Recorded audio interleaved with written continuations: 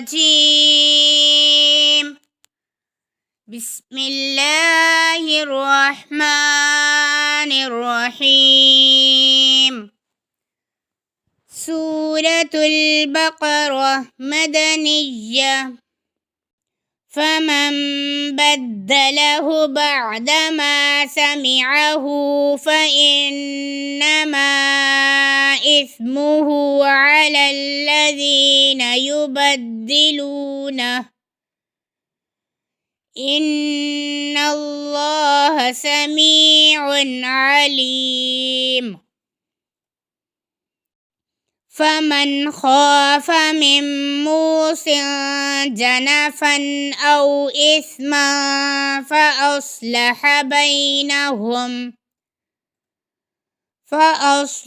بينهم فلا إثم عليه، إن الله غفور رحيم. يا أيها الذين آمنوا كتب عليكم الصيام كما كتب على الذين من قبلكم لعلكم تتقون. أياما معدودات، فما كان منكم مريضا أو على سفر فعدة من أيام أخر، وعلى الذين يطيقونه فدية طعام مسكين، فمن تطوع خيرا فهو خير له، وأن تصوموا خير لكم إن كنتم تعلمون. شهر رمضان الذي أنزل فيه القرآن هدى للناس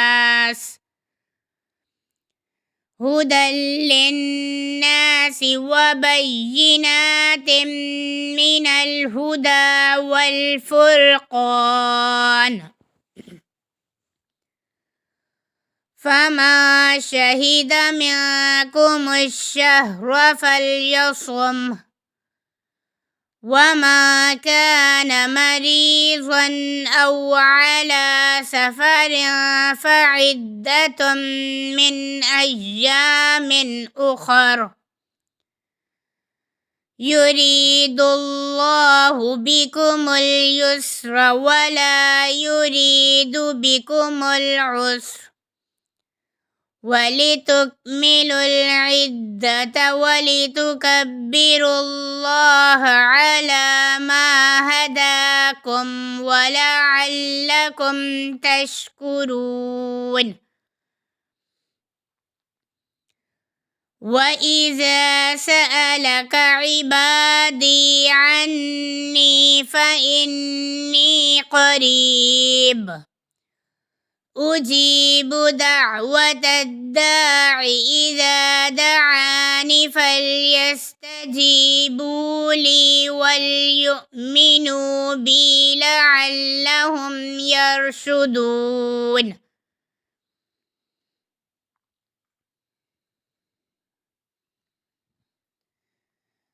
أحل لكم ليلة الصيام الرفث إلى نسائكم هن لباس لكم وأنتم لباس لهن، علم الله أنكم كنتم تختانون أنفسكم فتاب عليكم وعفى عنكم، فالآن باشروهن وابتغوا ما كتب الله لكم وكلوا واشربوا حتى يتبين لكم الخيط الأبيض من الخيط الأسود من الفجر ثم أتموا الصيام إلى الليل ولا تباشروهن وأنتم عاكفون في المساجد تلك حدود الله فلا تقربوها كذلك يبين الله آياته للناس لعلهم يتقون ولا تأكلوا أموالكم بينكم بالباطل وتدلوا بها إلى الحكام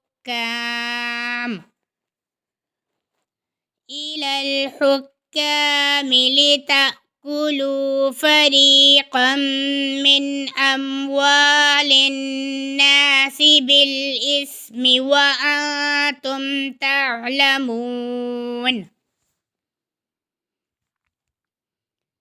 يسألونك عن الأهلة قل هي مواقيت للناس والحج وليس البر بأن تأتوا البيوت من ظهورها